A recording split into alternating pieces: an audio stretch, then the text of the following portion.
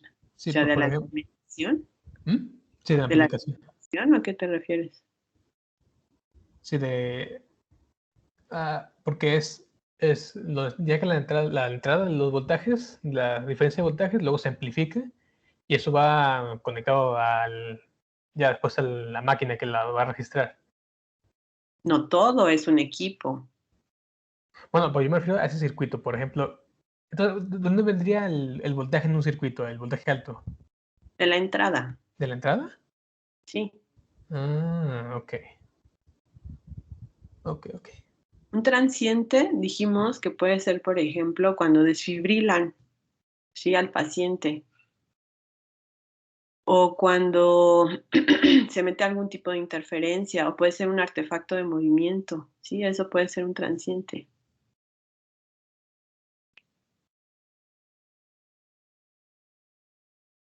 Un artefacto de movimiento no va a generar voltajes altos, pero les va a distorsionar su voltaje, puede mover su línea de base y hacer que entonces se alcancen voltajes, la señal, como se mueve la línea de base, alcance voltajes altos. Pero, por ejemplo, si desfibrilan al paciente y tiene conectado el monitor de electrocardiograma o el equipo de electrocardiograma, no es que van a desfibrilar a un paciente y le desconecten, o sea, no tienen tiempo de estar desconectando todo, no es posible. El equipo tiene que estar protegido, ¿sí? Entonces tiene protección contra transientes y además el manejador de pierna derecha, cuando llegan voltajes altos, lo que hace es que se satura, ¿no? Y disminuye la corriente debido a las resistencias de valor alto que tiene en su configuración. Eso es lo que tendrían que haber simulado. ¿Alguna otra pregunta?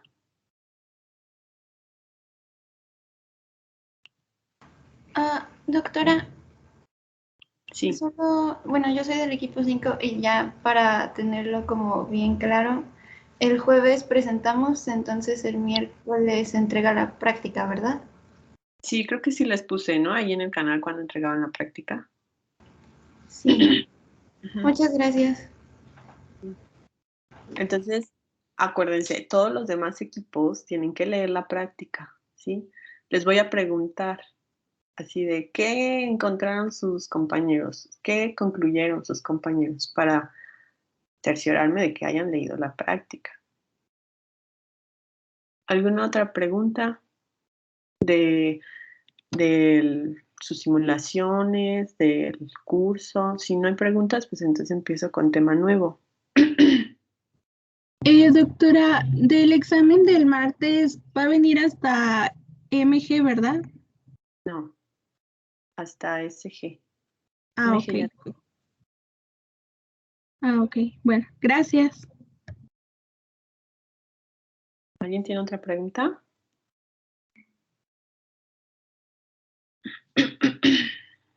¿No? Bueno, entonces vamos a empezar con un tema nuevo.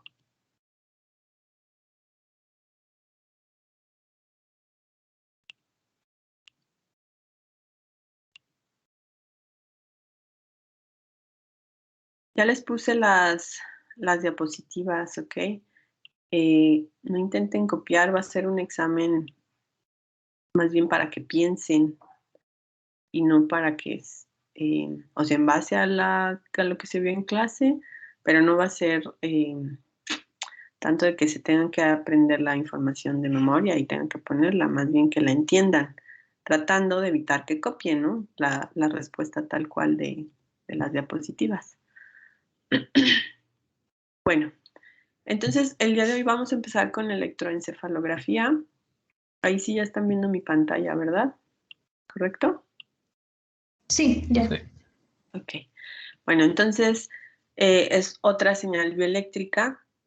El electroencefalograma fue medido por primera vez en 1929 por Hans Berger y pues básicamente mide actividad eléctrica generada por neuronas en el cerebro a través de electrodos. Vamos a empezar hablando de electroencefalografía como una señal de adquisición no invasiva, como hemos hecho en todos los casos, y bueno, mencionamos obviamente también que existe la posibilidad de adquirir de forma invasiva. Pues entonces lo vamos a abordar desde un punto no invasivo, por eso les menciono pues que es un método no invasivo, sin dolor, no interfiere con la habilidad de moverse o percibir estímulos, es decir, pueden estar haciendo movimiento y obviamente pueden estar recibiendo estímulos, que es una, obviamente, de las principales características. Ustedes van a querer, o quien se dedica a la adquisición y análisis de señales de eje, es ver la respuesta de la actividad neuronal a estímulos. Es de bajo costo y los voltajes van a ser en el rango de microvolts. Entonces, por ejemplo, en el SG tenía yo señales del orden de milivolts, por eso amplifico en el orden de 1000 veces. Entonces ahora voy a tener que amplificar en el orden de 1 por 10 a la 6, porque tengo ahora microvolts, ¿ok? Tengo que tener una amplificación muy grande. Y obviamente, pues, estas señales son del orden de 10 a 50 microvolts. Y estos potenciales bioeléctricos cerebrales, pues van a estarnos dando información del sistema nervioso, porque es el encargado de recibir y procesar información y también los comunica a través de los órganos efectores al medio interno del organismo o al medio ambiente.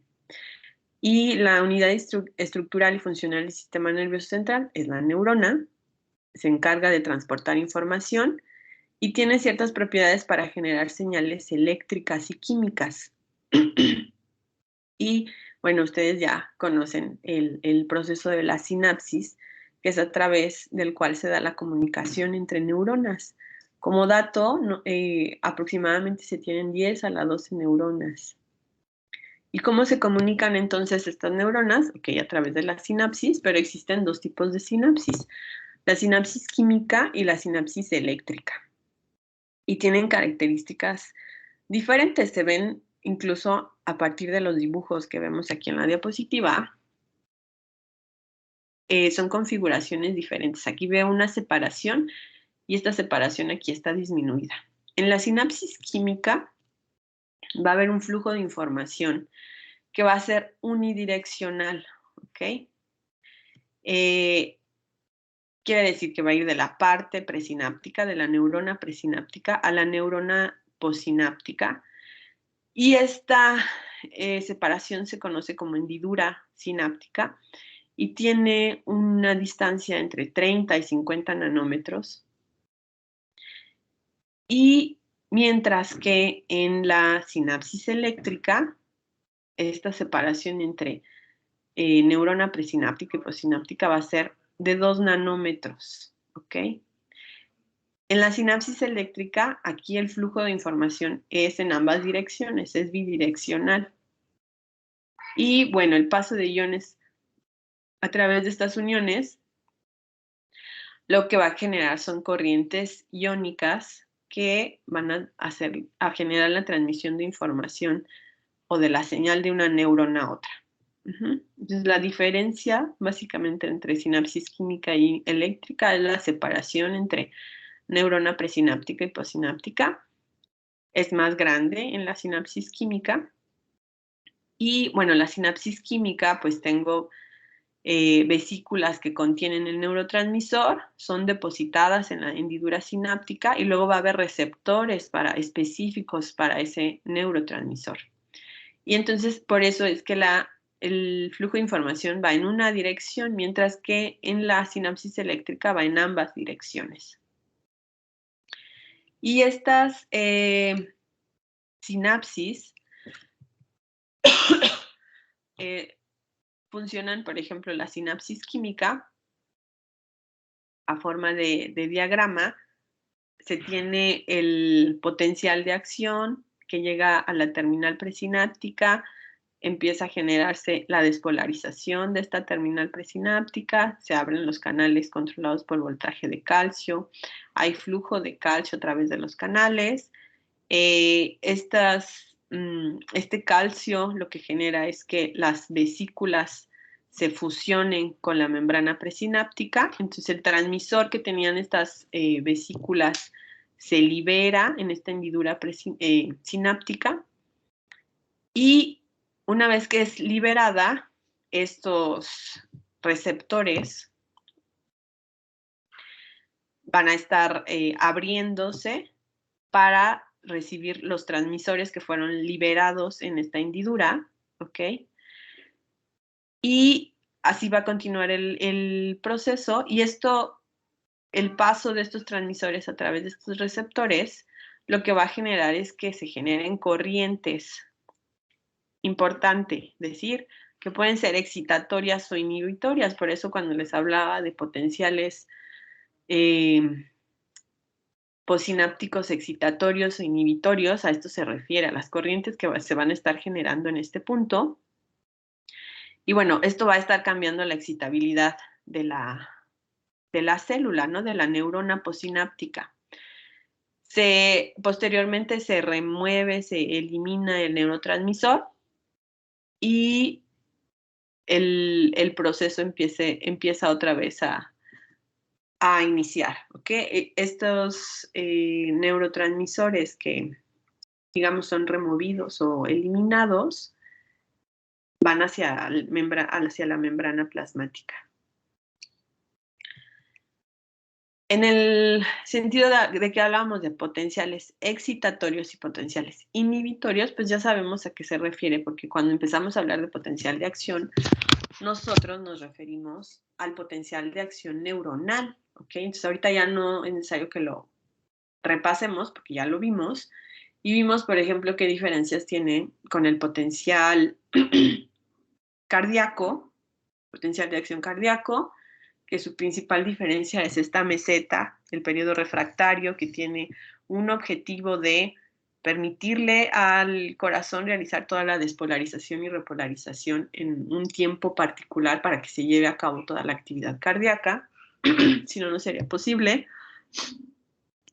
Y el potencial de acción muscular, ¿no? Que la característica que tiene es esta, digamos, repolarización o después de la hiperpolarización, esta etapa más lenta, más larga. Entonces, en el caso del potencial de acción neuronal, ya sabemos sus fases. Y voy a tener entonces potenciales excitatorios que me van a estar facilitando la despolarización, ¿ok? A estas corrientes que yo me refería, que son inhibitorias o excitatorias en esta parte postsináptica, pues obviamente se dieron a través del tipo de neurotransmisor que iba a favorecer una corriente excitatoria o una corriente inhibitoria, es decir, un potencial excitatorio o un potencial inhibitorio. Y los potenciales excitatorios pues van a favorecer el potencial de acción, ¿ok? Van a favorecer la despolarización. Mientras que los potenciales inhibitorios pues van a generar entonces que el voltaje se vuelva más negativo, entonces van a favorecer la hiperpolarización. Por eso cuando hicieron las simulaciones con el potencial de acción, hablábamos de, por ejemplo, estímulos hiperpolarizantes, ¿no? ¿Por qué los estímulos hiperpolarizantes son capaces de generar después un potencial de acción? En realidad los dos potenciales son capaces. En los hiperpolarizantes, ustedes vieron en la práctica que no era de inmediato, que tardaba el tiempo, y entonces en realidad lo que sucede es que el umbral disminuye y entonces es más fácil, debido a esta corriente negativa que está en la célula, es más fácil que este potencial alcance el umbral, y entonces ocurre el fenómeno que se llamaba como, algunos sí lo reportaron, no todos, la parte del llamado anodal break. Entonces, si no lo encontraron por ahí en su respuesta de la pregunta, para que lo busquen, pero es eso lo que en realidad sucede, le mandan una corriente muy negativa, ¿sí? Si es muy pequeña negativamente, pues se va a tardar muchísimo tiempo, pero si es muy, muy negativa, que yo espero que eso es lo que hayan visto en su simulación, va a tardar menos tiempo en generar el potencial de acción, pero lo que sucede es que las características de la célula también cambian. El umbral, que probablemente en condiciones normales es menos 55, va a bajar, y entonces el potencial, este estímulo negativo va a alcanzar, o va a lograr alcanzar este potencial que está disminuido debido a las características tan negativas que hay en la célula, y es como logra generar el potencial de acción después de un tiempo. Entonces, ambos potenciales son capaces de generar el potencial de acción, ¿no? Que es lo que queremos para que la información se vaya transmitiendo. Y particularmente hablando de EEG, se da la sumación temporal, que ya también la habíamos platicado, donde veíamos que yo puedo tener potenciales que no rebasan el umbral, pero que se van sumando, ¿ok?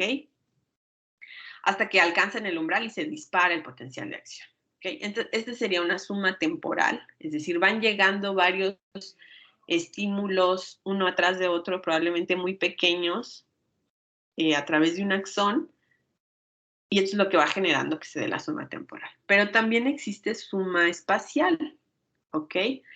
Aquí van llegando varios estímulos, pero en diferentes axones, es decir, a diferentes puntos del axón de la neurona. Y entonces aquí no se va a dar una suma temporal, sino una suma espacial. En diferente espacio están llegando estímulos al mismo tiempo y también hacen que se genere, que se haga esta suma del potencial y se genere un potencial de acción. Entonces ocurren estas dos sumas, temporal y espacial, de particularmente potenciales postsinápticos excitatorios, ¿ok? Por sus siglas en inglés, PEPS. Y entonces ambas sumas pueden desencadenar estos potenciales de acción, ¿ok? Y estos potenciales postsinápticos excitatorios van a desencadenar el potencial de acción. Obviamente van a depender, el desencadenamiento de este potencial de acción va a depender del número de potenciales postsinápticos excitatorios, de su magnitud, de su frecuencia y de su localización, ¿no? Porque la magnitud, si son pequeños, se suman, localización, se puede dar la suma espacial, la frecuencia, ¿sí? Qué tan separados están uno de otro, ¿ok? Entonces todo eso va a depender de que se desencadene el potencial de acción, ¿ok? Cuando hablamos, por ejemplo, de esta parte de suma espacial, entonces quiere decir que hay activación síncrona en diferentes puntos, ¿no? En dos o más terminales nerviosas. Y cuando está la suma temporal, lo que sucede es que aumenta esta frecuencia de los potenciales de acción, aumenta, es decir, se mandan varios de forma continua. Si son de una magnitud pequeña, se suman. Si son de una magnitud muy grande, pues se genera el potencial de acción. Y aunque vayan llegando muchos más, obviamente recordemos que tienen que respetar los periodos refractarios para que se genere otro potencial de acción.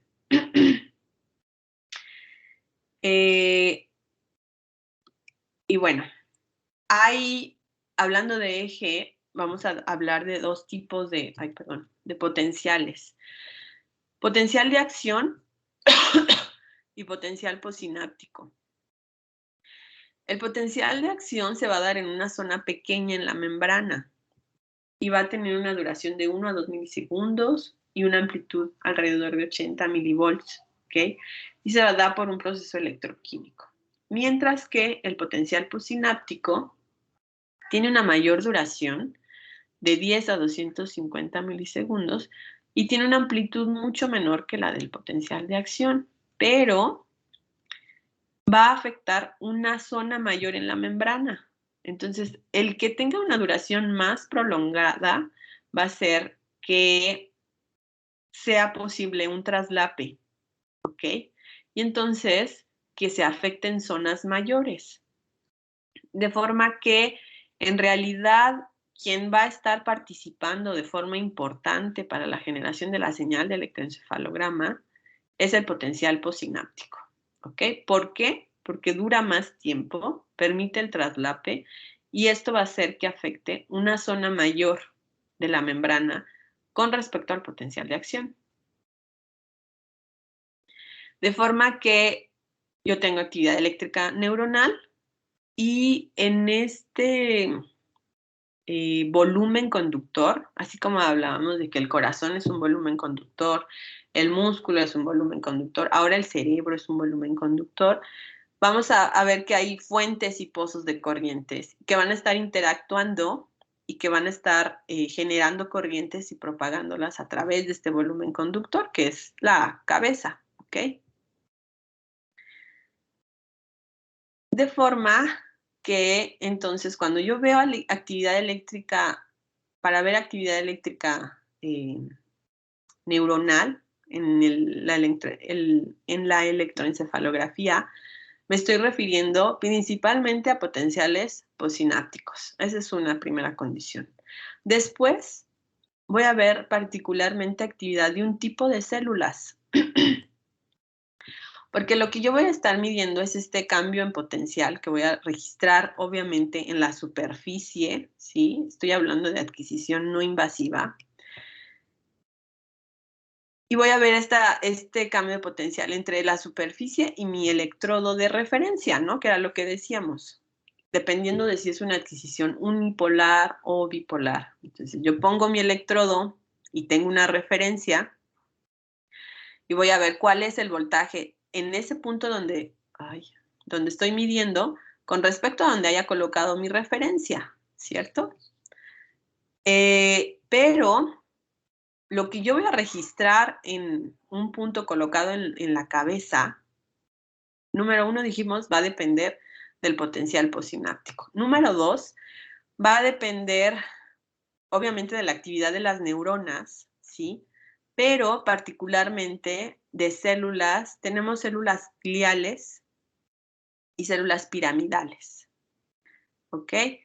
Y las células gliales se acomodan en algo que se conoce como campo cerrado, es decir, no tienen un acomodo particular, todas se cruzan, y entonces las corrientes que estas generan, pues se ven anuladas, ¿sí? ¿Por qué? Por la conformación estructural que tienen las células gliales.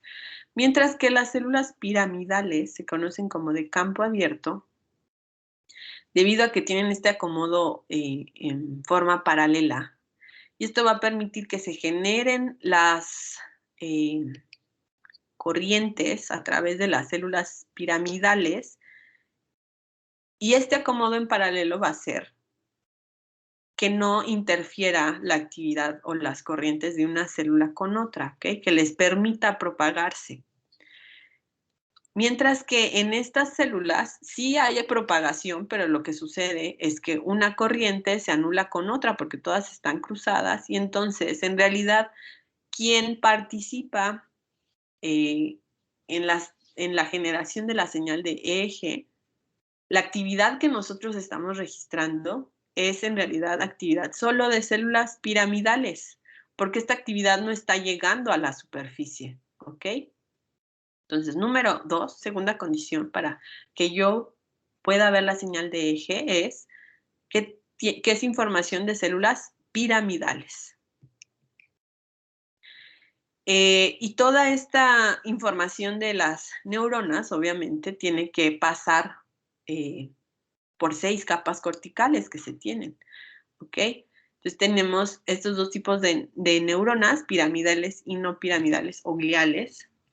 Y estas células piramidales lo que van a favorecer es esta suma de actividad, ¿ok? Entonces, si tenemos suma de actividad en las dendritas y esta suma de actividad es negativa, lo que vamos a tener es que va a favorecer que se tenga una célula despolarizada y muy excitable. Si tenemos una suma de actividad en las dendritas otra vez y es positiva, entonces la célula se va a ver hiperpolarizada y pues va a ser menos excitable, ¿ok? Entonces vamos a ver que depende del signo, ¿ok? La influencia de este potencial posináptico. Si es negativo es excitatorio, si es positivo es inhibitorio, ¿ok? Y obviamente, pues depende de la localización con respecto al sitio de medición. Y bueno, este sería el esquema de cómo se ve la célula piramidal y cómo se va propagando los lazos de corriente que se van generando a través de ella. Tercera condición. Yo puedo tener actividad de una célula piramidal, genera corriente y esta corriente tiene que pasar las 6 capas corticales. Yo tengo mi electrodo no invasivo, mi electrodo de superficie conectado a mi sistema de adquisición. Si yo tengo una neurona, 2, 100 neuronas que tienen actividad, en realidad la cantidad de corriente que tiene que o que se genera se va a perder porque una de estas capas es el cráneo, ¿sí? Y además de que, ok, esa es una capa muy densa, tengo otras capas que tienen diferentes características, pero es una gran atenuación que sufre la señal eléctrica de las neuronas. Entonces, la tercera condición para que yo pueda ver señal de eje es que tiene que ser actividad sincronizada, es decir, varias miles de neuronas a la vez tienen que estar siendo activadas para que yo pueda ver esa información, ese cambio en corriente, lo pueda estar detectando de forma superficial. Si en realidad es una actividad de forma muy aislada, donde no se tiene actividad sincronizada, no voy a poder ver señal de eje.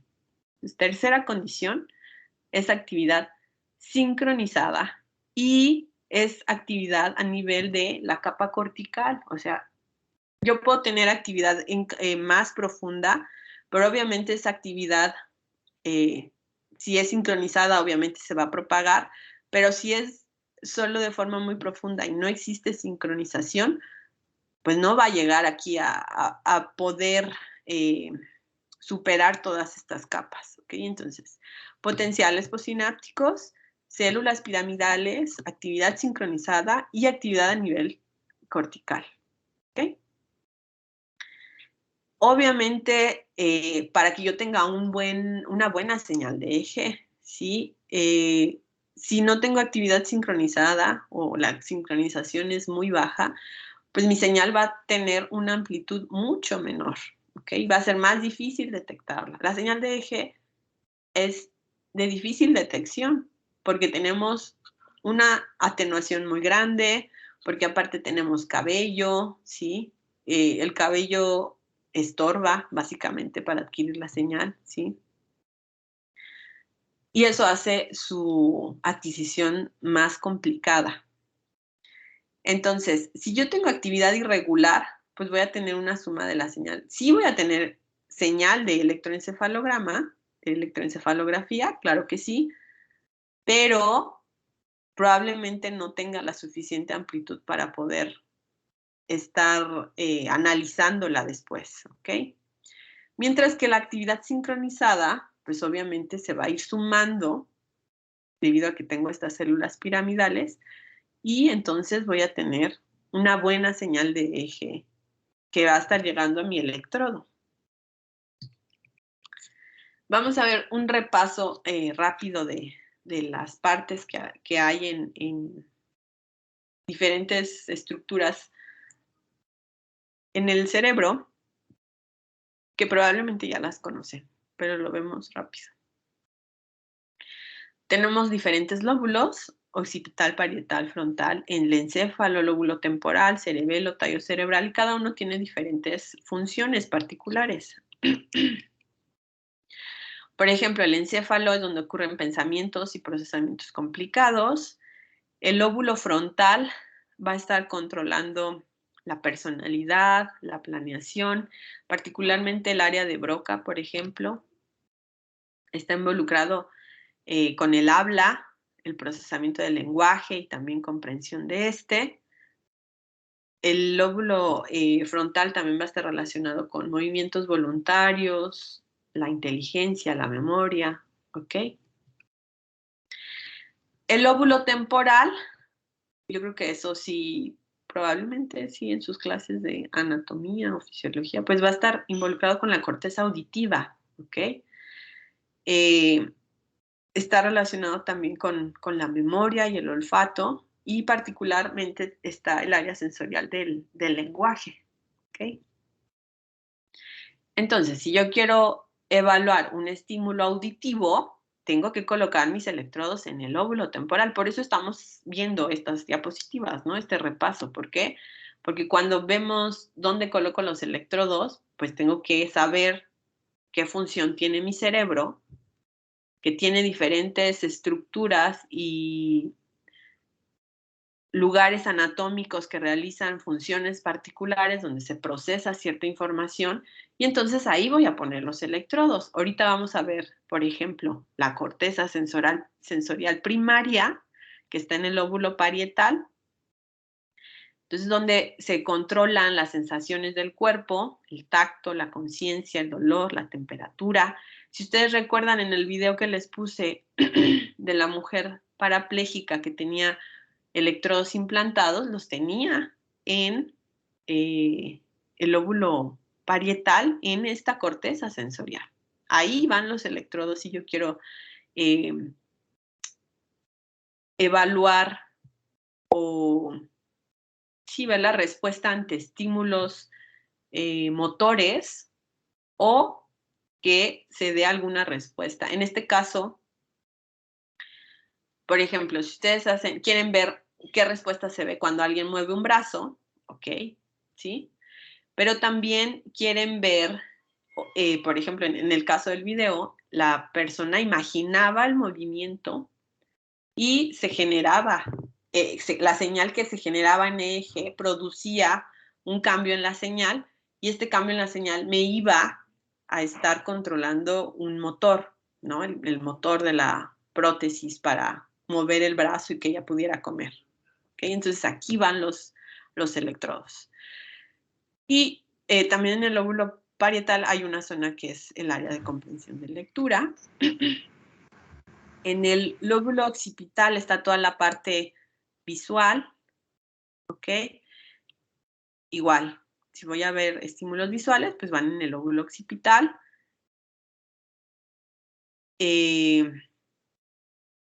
Y por otro lado, en el cerebelo va a ser el encargado de coordinar movimientos, pero principalmente los que no se piensan activamente, ¿no? Por ejemplo, cuando ya se hace una actividad de forma más o menos mecánica, que es, por ejemplo, caminar, es decir, cuando ya vamos caminando, no vamos pensando, pon el pie hacia adelante y luego el otro lo llevas otra vez hacia adelante y mueves los brazos uno, ¿sí? Todo ese proceso no lo hacemos siempre conscientemente pensando. ¿Por qué?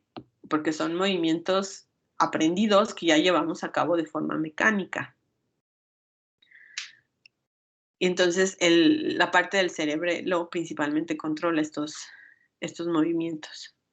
El tallo cerebral es de las partes más antiguas del cerebro y va a tener tres funciones principales, que es la conexión entre la corteza cerebral, la médula espinal y el cerebelo.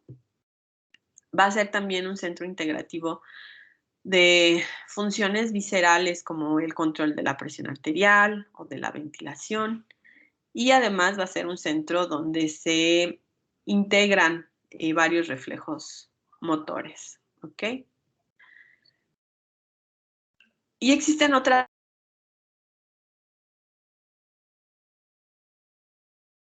están de forma más profunda en el cerebro. Por ejemplo, el tálamo,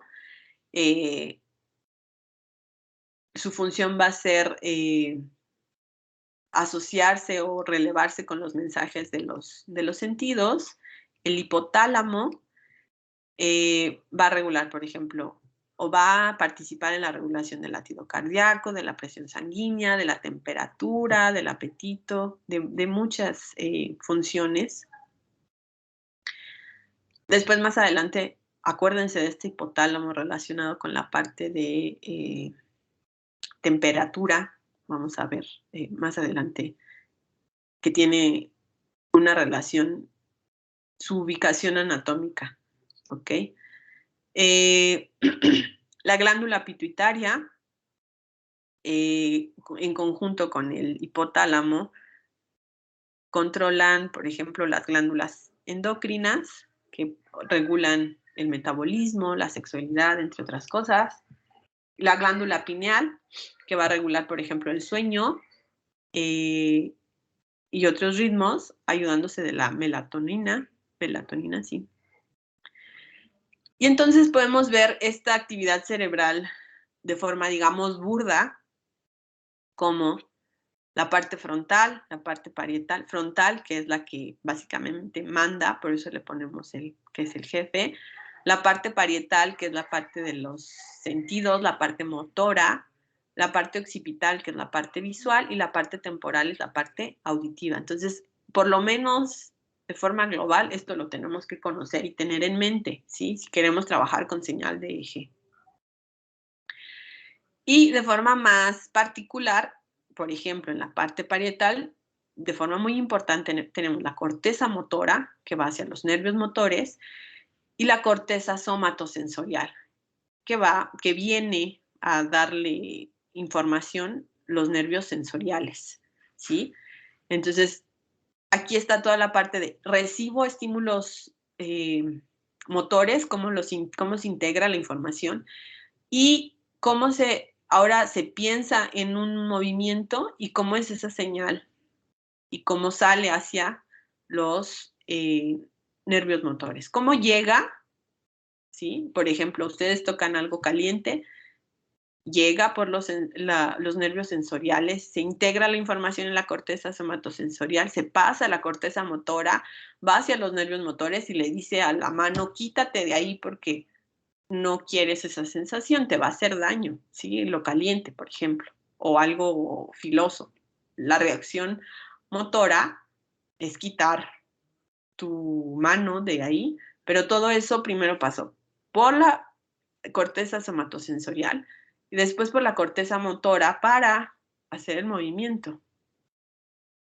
Y todo este tipo de señales pues son ampliamente estudiadas y abordadas para toda esta parte, por ejemplo, de interfase cerebro-computadora, de tratar de entender cómo se está manipulando la información, cómo se está modificando la información de EEG y a partir de estas modificaciones entenderlas y poder decir, ok, cuando tengo este cambio ya sé a qué se está asociando y entonces pues lo asocio con el movimiento de una silla, ¿no? Hacia adelante, hacia atrás, o lo asocio, por ejemplo, también existen muchos deletreadores. Luego les paso algunos artículos. Bueno, de hecho van a exponer, más adelante van a escoger una aplicación de las señales que quieran y pueden escoger la que quieran, buscan un artículo que les llame la atención y lo exponen, ¿no? Entonces, una aplicación es de eje, entre muchísimas, son las interfaces cerebro-computadora, ya sea para mover una silla eléctrica, para mover una prótesis, ¿no? Un brazo mecánico, para un deletreador, ¿sí? Por ejemplo, que puede ser sí en base al movimiento, pero también, por ejemplo, de forma tal vez más sencilla, pero eso ya sería otra señal, movimiento de los ojos, ¿no? Puedo mover mis ojos arriba hacia abajo y moverme en un tablero con letras y así poder crear frases, pero también eso se hace con la señal de eje. Entonces, en realidad,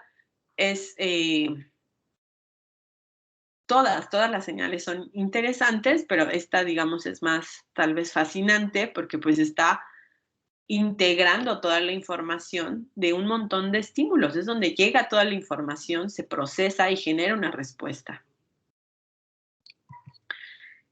Y es importante también mencionar que nosotros tenemos este hemisferio derecho y hemisferio izquierdo, que se asocia a ciertas funciones particularmente. Y entonces, por ejemplo, si yo tengo un movimiento en el brazo izquierdo, así como lo vemos de frente en la pantalla,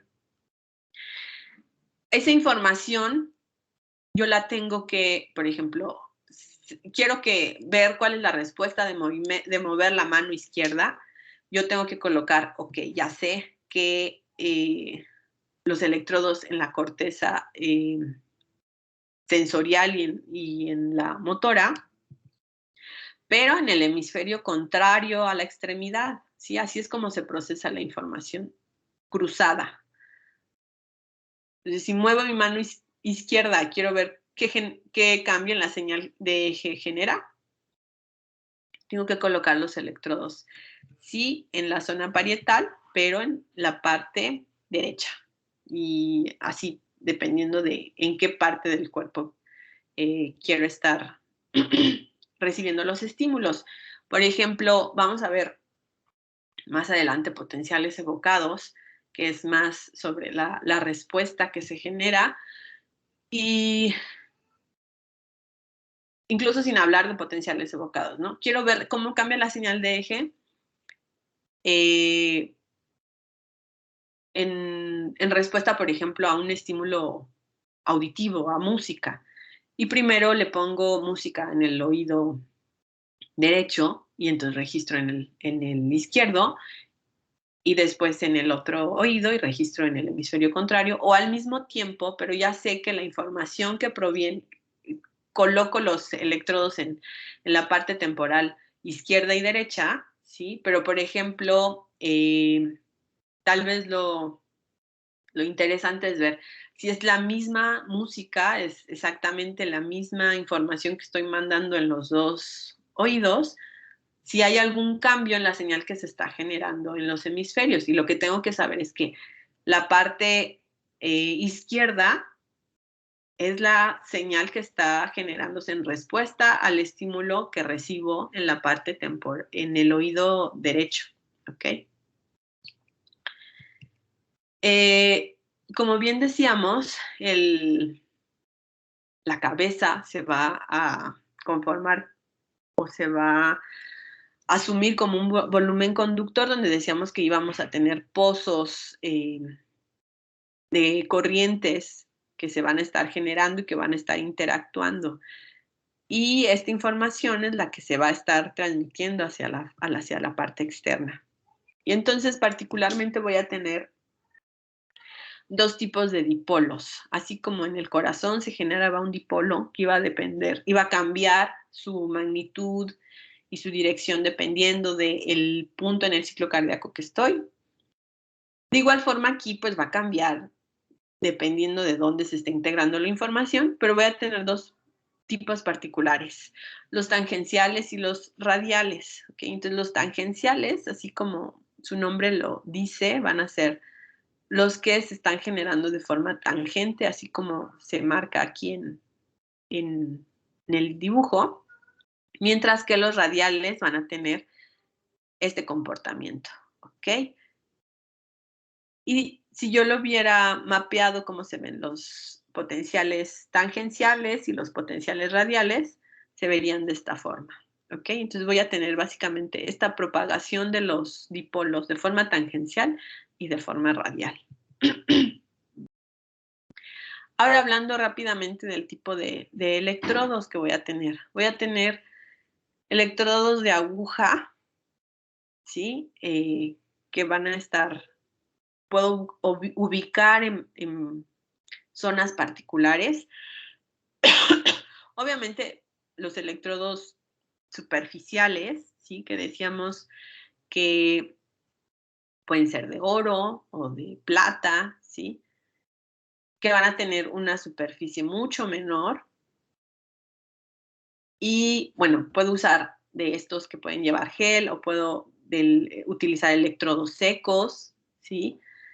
Y bueno, la configuración para adquisición, aquí sí tengo ciertas configuraciones particulares, igual usadas en la clínica y que se usan también en investigación. Y se pueden colocar los electrodos de forma individual, ¿no? Por ejemplo, si quiero evaluar la respuesta a un estímulo auditivo, pues lo pongo en la zona temporal. Pero, por ejemplo, piensen que ustedes quieren evaluar la señal de eje en respuesta a la atención, ¿no? Quiero ver si a través de su señal de eje puedo saber si me están poniendo atención o no me están poniendo atención, ¿no? Entonces, es un proceso complejo. Entonces, seguramente lo que yo tendría que hacer es adquirir la mayor cantidad de electrodos de puntos diferentes en su cabeza para después ver la señal y decir, aquí se está generando un cambio, ¿no? Obviamente no voy a saber quién sí y quién no, pero podría hacerles un cuestionario de pusiste atención, sí, no, sí, no. Y podría hacerles también otro cuestionario de preguntarles lo que les expliqué y que contesten, ¿no? Y entonces ahí ver, ¿se asocia la respuesta correcta con el sí y no? Ok, sí se asocia, a veces no se asocia. Y entonces en esos casos, ¿cómo veo la señal? Y así podría tratar de generar mi hipótesis y decir, en los sujetos que dijeron que sí pusieron atención y que contestaron correctamente, se vio este cambio en la señal de eje, ¿ok? Pero yo ahorita no sé dónde colocar, por ejemplo, los electrodos, porque no sé exactamente en qué zona se procesa la atención, ¿sí? ¿Por qué? Porque dado que ustedes están recibiendo muchos estímulos, y esta parte de atención a lo mejor también está relacionado con el aprendizaje, ustedes están escuchándome, pero están viendo, y bueno, también si tuviera la cámara prendida también estarían viendo mi cara, y ahorita están en su casa, ¿no? Pero a lo mejor en su casa, o si estuviéramos en el salón de clases, en su casa a lo mejor está la tele prendida, o su mamá les está hablando, o están comiendo, ¿sí? Y obviamente todo eso haría más complejo mi estudio. Lo ideal es que estuvieran en un cuarto, silencio, nada más escuchando mi explicación y viendo el video para tratar de controlar mejor las respuestas. Pero entonces lo que se quiere es tener la mayor cantidad de señales posibles y después decir, ok, los electrodos ubicados en esta posición son los que me están dando información y así ir descartando. Lo voy a dejar hasta aquí porque ya son las 5. Yo creo que les termino, si me da tiempo les grabo la clase y si no, pues continuamos el jueves. ¿Alguna pregunta rápida sobre lo que vimos ahorita? Una pregunta rápida. ¿Las de aguja, estas penetran el cráneo o solo están ahí para penetrar un poquito la piel? No, lo penetran. Vamos a ver la próxima clase. Ay, ¿por qué no cambia? Ustedes recuerdan, por ejemplo, cuando hablábamos de electrodos profundos, que habían formas de malla, habían formas de vector, había unos que tenían diferentes profundidades. Entonces los de aguja, pues son para colocarse dentro del cráneo, principalmente, por ejemplo, cuando se hacen cirugías, esto se conoce como electrocorticograma, y generalmente, si por ejemplo van a retirar un tumor de alguna zona, lo que durante la cirugía se hace es, si está cerca de la zona auditiva o la zona del habla, están registrando la señal que se observa. Incluso a veces el paciente en realidad está despierto y le están diciendo, le están preguntando, ¿escuchas? Le están preguntando cómo te llamas, si es capaz de todavía contestar, de hablar bien, correctamente, para cerciorarse de que no están dañando o están dañando lo menos posible la zona que están manipulando, ¿sí? Para eso principalmente son, también por ejemplo para retirar focos epilépticos, para eso se utilizan electrodos de aguja. Denle un repaso para que cuando lo veamos se acuerden de forma más fácil a los tipos de electrodos, que de todas formas tendrán que estudiar para su examen, y eso viene de su examen. Pero entonces, se utilizan particularmente cierto tipo de electrodos para cierto tipo de adquisiciones de eje que ya tienen otro nombre, ¿no? En este caso de SOG, que es el electrocorticograma. Y hay otro que es la estereoelectroencefalografía. Pero lo vemos la siguiente clase. ¿Alguien tiene alguna otra pregunta?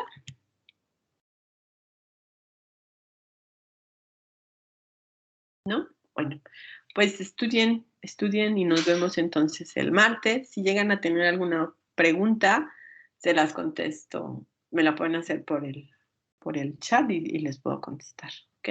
No obviamente el martes, ¿no? Pero el fin de semana o el lunes si les contesto, el martes ya no les contesto sobre el examen, ¿no? Nos vemos entonces el martes. Que tengan buen fin de semana. Hasta luego. Hasta luego, maestra. Hasta luego, doctora. Gracias. Gracias. Doctora.